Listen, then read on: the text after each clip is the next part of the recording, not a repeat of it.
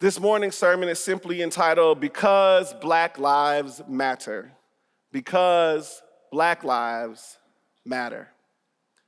In 2013, activists, organizers, Patrisse Cullors, Alicia Garza, and Opal Tometi coined the term Black Lives Matter, replete with social media hashtag 3 Black women, 2 queer, 1 an immigrant, created not only a term, but also a defining movement that began as a social media campaign to consider the death of one child named Trayvon Martin at the hands of a community vigilante, patrolman George Zimmerman. These ladies decided that it was time to say to us that Black lives matter.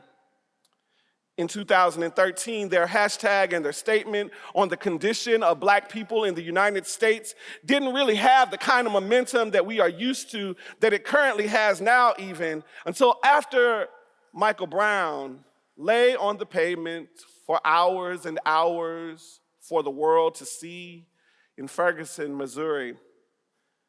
For Ferguson was a town riddled with racialized disparities. It was a town riddled with challenges with policing before Michael Brown ever died on a pavement.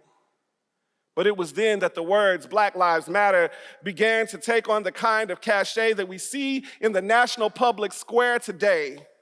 It has become a rallying cry for people who really wonder if their lives do indeed matter. For it was this simple hashtag that can be found on Twitter, on Facebook, and Instagram, and TikTok, and Snapchat, that people have sought to amplify the number of deaths at the hands of the state or vigilantes who seek to see themselves as operating on behalf of the same state. And with each disappointing death, with each disdainful murder, we hear Black Lives Matter marching toward us, because children of God, it is in the crucible of America, who once held people in chattel slavery, that we learn time and time again that Black lives don't matter. Tamir Rice, a child, his life didn't matter, didn't seem to matter. Rekia Boyd, her life didn't seem to matter. Sandra Bland, her life didn't seem to matter. Tony McDade, his life didn't seem to matter. Gene Botham, his life didn't seem to matter. Tatiana Jefferson, her life did not seem to matter. Ahmaud Arbery, his life didn't seem to matter either. And I know that's hard for folk to hear, but they are dead. And if I'm being honest, as a Black man with a Black son and a Black wife, I find that America cares more about property and things than it does about my life, or my son's life, or my wife's life. It almost seems preposterous to proclaim that Black lives matter in America, particularly in a world that often reinforces that they indeed don't. And when we step back from the politics of the statement, it's actually not all that divisive as people are trying to make it out to be. It's honestly a base level statement. It's a simple statement. It's not as difficult as people have tried to turn it into, right? It merely says, when we get down to those 3 words, Black Lives Matter, all it is really saying is that we exist. And it speaks back to an age-old tradition of Black folk trying to prove that they are good enough, deserving enough to just be present, to just be counted upon, to just be seen. When we really think about it, Black Lives Matter as a statement ain't all that controversial at all. It's not that they're saying that anybody is saying Black lives are superior. It's not that people are saying Black lives are more important. It's not that anybody is saying Black lives are the epitome of everything right in a very, very, very wrong world. No, children of God, it's simply Black lives matter. It's almost prophetic in a way, Because the world often reinforces that they don't, for they are not innocent, they are never smart, they're not ever beautiful, they're only happy when they're singing and colored, they are not whole people to be embraced.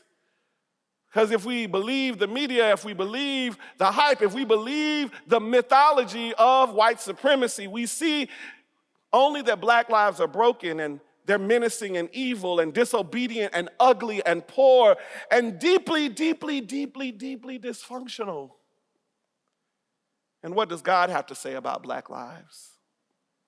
When all lives seem to drown out the call for black lives to matter, what does God have to say about black lives? Well, it is in Psalm 139 that we find a beautiful song singing a marching anthem almost right out of the civil rights movement and right out of today's movement itself. For the Psalm 139 stands right beside Kendrick Lamar's "We Gonna Be All Right," and it says to us in this beautiful song, speaking directly to a people who always seem to be just a little bit less than everybody else. It says in the Psalm of David, and what scholars call the fifth book of Psalms, that we see and hear this beautifully and often quoted phrase, "I praise you because, oh God, I am fearfully and wonderfully made. Your works are wonderful. I know that full well."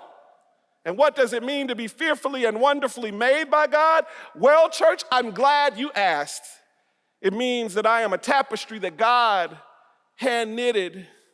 It means that I am a sculpture that God shaped and formed.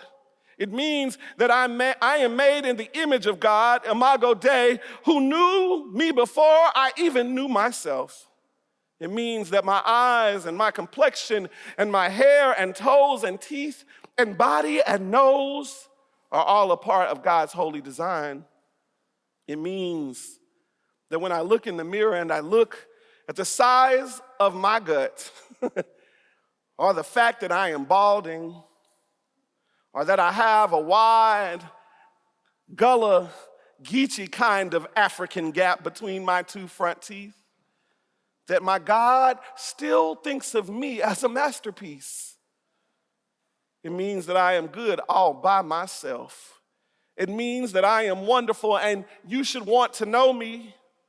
It means that I'm such a gift to you, such a gift to this world. And like the 20th century scholar William Edward Burghardt Du Bois, W.E.B. Du Bois, said about being the first black PhD to graduate from Harvard University, I assure you the honor is all Harvard's. I assure you the honor is all yours if you knew me. It means my life matters to the God who created me.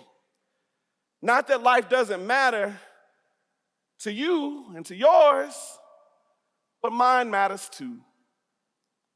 And for some that might be thinking, why is it so important for somebody like me to say that? Why is it so important on a Sunday morning for me to cry out because Black Lives Matter? Well, children, from birth to grave, I live in an inescapable world that puts people who look like me on the back rows of classes because they think I'm too dumb to teach. For the child that looks like me, it looks like my wife's resume often gets passed over because her name has too many syllables in it, and it looks a little funny, and even though she has the same kind of educational accoutrements, she still doesn't get an opportunity. It requires that my child not be angry of being passed over for some special award, even though he knows something is unfair. It rewards students that look like me for their silence when someone says that they aren't good enough or they don't belong here, or they're simply just an affirmative action admit. It requires me to speak perfect English, because if I should slip into Southern Black vernacular, it invalidates my thought immediately and means that I'm not educated enough, or I simply got through the system. I'm not good enough. It means It means that I should be a team player when I've been passed over for a job, even though I'm overqualified. It means that my wife needs to think about her hairstyle and her hair presentation before she can make a decision to arrive at work. It means that that parents will need to think about the curriculum when they choose a school, because every school isn't created equally. And it means that there are going to be places that will outline Black characters and that will have Black history, and that there will be places that will respond back to Black people and tell them that they're beautiful, and then there will be lots of places that will not. It makes somebody question, even right now, whether they are smart enough, good enough, articulate enough to stand before you as a visiting pastor to St. Andrew's Covenant.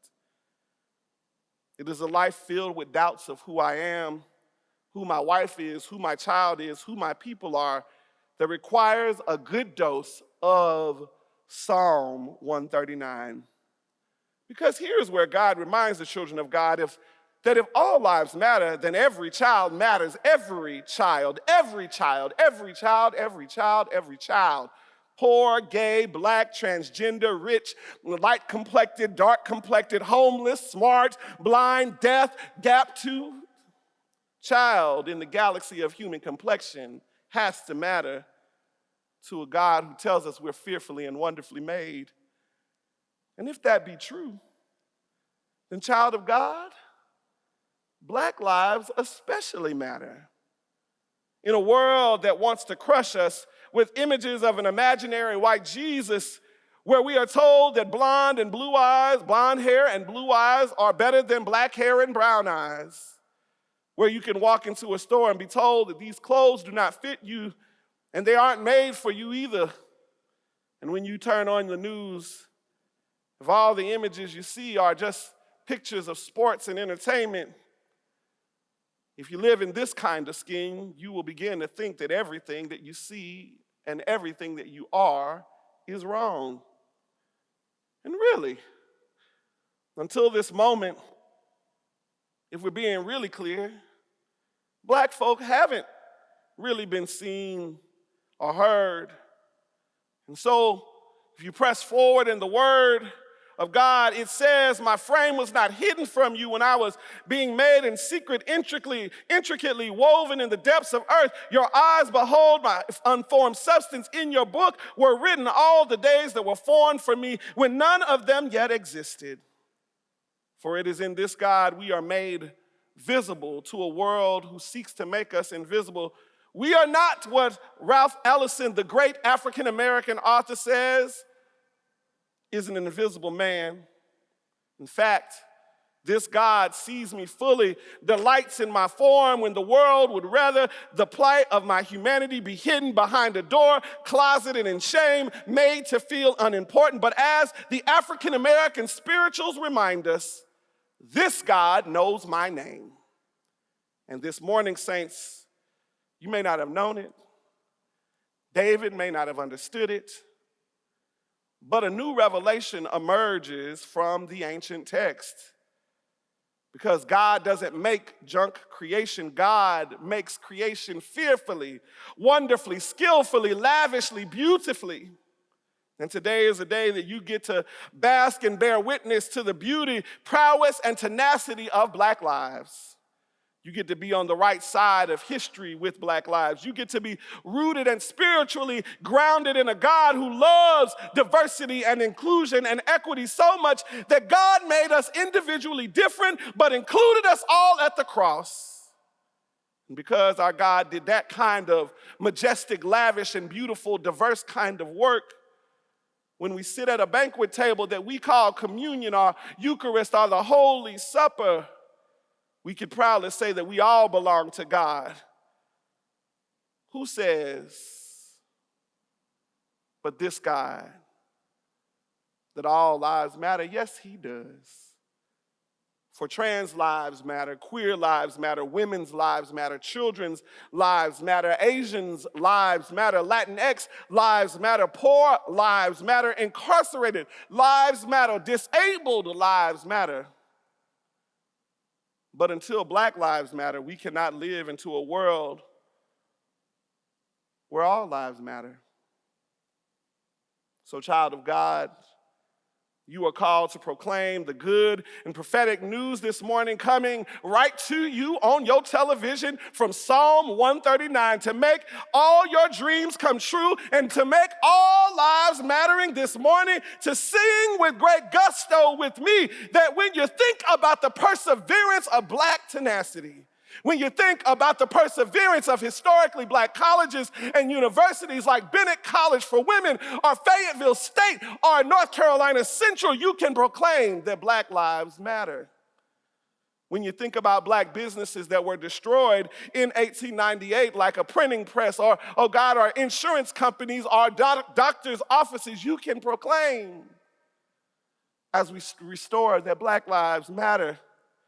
When you think about the beauty and the arrogance of Black folk marching in their Sunday's best down the street during the civil rights movements, hand in hand beside Martin Luther King and a Rosa Parks and a Fannie Lou Hamer, you can proclaim that Black lives matter. When you consider the contributions of Barack Obama or Shirley Chisholm or even Jesse Jackson, you can proclaim that Black lives matter. When you think about the many times in your life that you have friends who you know were the first to make it, the first to be such and such, the first to be invited, the first admitted to things, oh God, you can proclaim that Black lives matter. And when you think about a denomination that has both St. Andrew's Covenant, First Presbyterian, and Chestnut Street Presbyterian too, remember that Black lives matter, because this God reminds us that we are fearfully and wonderfully made. Thank you.